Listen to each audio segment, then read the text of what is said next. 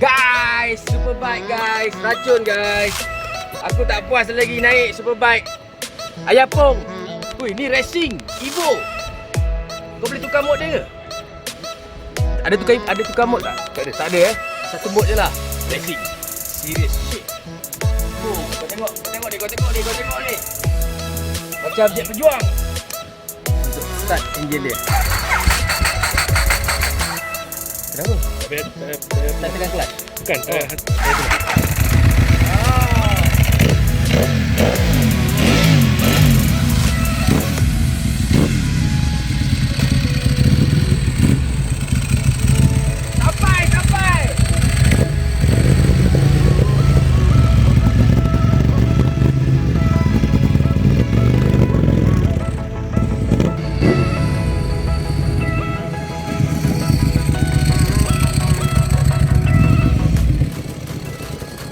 Alright guys, hari ini Ayah Pong bersama dengan Cardock, dan Cardock ada satu pengumuman khas untuk korang. Silakan Cardock. Pengumuman khas ini ditujukan khas kepada anda content creator.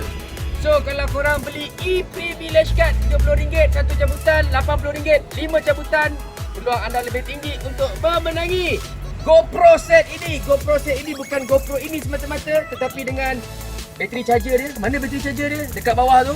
Dengan dia punya sleeve, dengan memory card. Alright.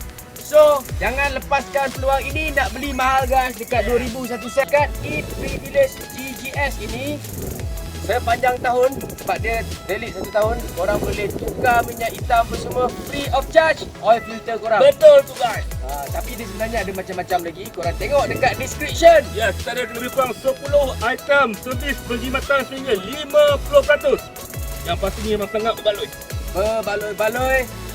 Nantikan hadiah seterusnya, bukan ini saja hadiahnya. Jangan lupa guys, minggu ni cabutan yang pertama kita nak bagi sebuah motosikal SYM Sport 110R.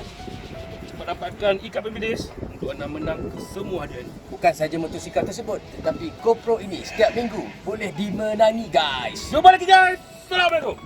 Bye.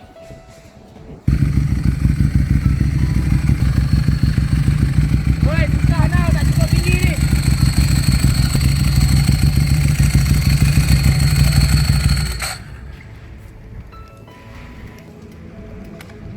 Oh, racun siul.